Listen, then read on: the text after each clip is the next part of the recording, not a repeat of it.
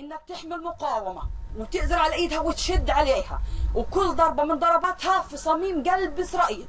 يا رب، بس بنقول يا رب وخلص. ما فيش حد ينصرنا الا الله، ولا عربي ولا رئيس فلسطيني ولا زعماء عرب ولا واحد بيقدر يقف معنا، لانهم جبناء اجبن من انهم ايش الانسان ينخيهم. ما حدش ينخيهم لانهم جبناء، ولا بس مكتوب على اسمهم رجال، لكن والله لا ينتميوا للرجال باي معنى. لأن الرجل بده يكون عندي الكلمة، عندي الموقف، عندي نسوان بتبكي وبتدعيك، بتقول اطلعوا على أولادنا، بيبكوا دم النسوان، بيبكوا والله العظيم ما بننام الليل، والله ما بننام الليل من اللي بنسمعه. بس يعني صار فينا الليلة ما حدش يقدر يوصفه خالص.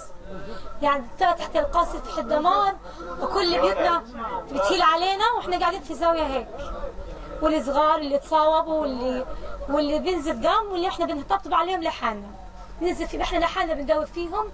ما حدش اجانا ولا توصلنا كثير ناس، ما حدش توصلنا للصليب، توصلنا للاسعاف ابدا. ما حدش استجاب لنا من ساعه 9 بالليل امبارح لحد الان، وما حد استجاب لنا خالص.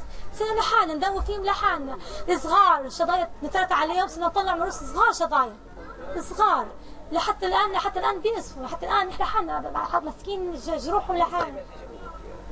جوزي واخواني لسه عند اليهود ما طلعوش لحتى الان، واخويا منهم متصاوب مع اليهود لحتى الان. احنا نقول حسبي الله ونعم الوكيل. بس شو نقول؟ حسبي الله ان ربنا، بس ربنا يقف معنا. بس شو نقول؟ حسبي الله ونعم الوكيل. احنا صامدين، احنا مرابطين، احنا كل الصفات فينا. احنا الشهداء اشلاء في الشوارع، احنا مستقلين عن اليهود، عن دباباتهم ولا عن طياراتهم ولا عنهم. احنا صامدون، احنا صامدون من غير مي ومن غير اكل ومن غير اي حاجه. الحمد لله دمار شامل، قتلوا الطفل وقتلوا الشجر وقصفوا الشجر وقصف البيوت. والحمد لله صامدين لاخر وقت صامدين. الحمد لله لقيت جوزي تحت الردم وتحت الجبل. الحمد لله شهيد على عصفور، جوزي تحت الردم لقيته في البيت. الحمد لله ضاربني، متجوز له 4 شهور، حتى حجر ما، حتى الجعطمة في داره، حتى ما اي حاجه في داره، في نفق في داره، كان في اي حاجه في داره. ايش كان في داره؟ كان الاواعي ملابس الفضار بيجوا بتحججوا فينا. لا في نفق ولا في طيارات ولا في صواريخ ولا في حاجه. الحمد لله كله اطفال اصغر. الحمد لله المقاومين صامدون حتى لو اخر لحظه، صامدون حتى لو قتلونا، صامدون حتى لو هدموا بيوتنا، صامدون. الحمد لله احنا صامدون. احنا بنعيش من غير مي ومن غير اكل ومن غير اي حاجه. الحمد لله كلها يطلع شهداء. مسارجات اولاد عمي كلياتهم نزفوا البيت على رؤوسهم، ارسل معهم، نزفوا البيت كلياتهم، يتامر على راسهم، عيله كامله نايمه فيها من الله في بيتها، ما فيش فيها لا مقاومه ولا بيجي. ليش بتدافع من الذنب اللي هم اقترفوه عشان خاطر هيك يعملوا فيهم؟ بس هي سياسه اباده، سياسه عقاب جماعي، تواطؤ عربي بالصمت العربي، تواطؤ عربي مع اسرائيل، مع كله، بتصريح من الامم المتحده، بتصريح من النائب الامم المتحده. مش حاجه بدافع وخلي اسرائيل من حاجه لا تدافع، هي عم تدافع.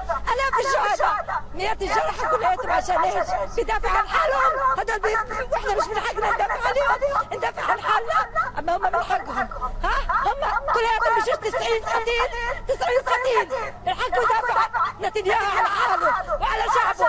اما احنا اللي عندنا الاف من الشهداء مش من حقنا ندافع. لازم احنا نلتزم الصمت ووقف نتفرج، ما لازم نقاوم، ما لازم ندافع عن شعبنا. ليش؟ انا بدافع، فهموني ليش؟ لانه في تواطؤ عربي حقير، امريكي صهيوني حقير، لانه الشعب العربي والحكام العرب بدها اباده جماعيه.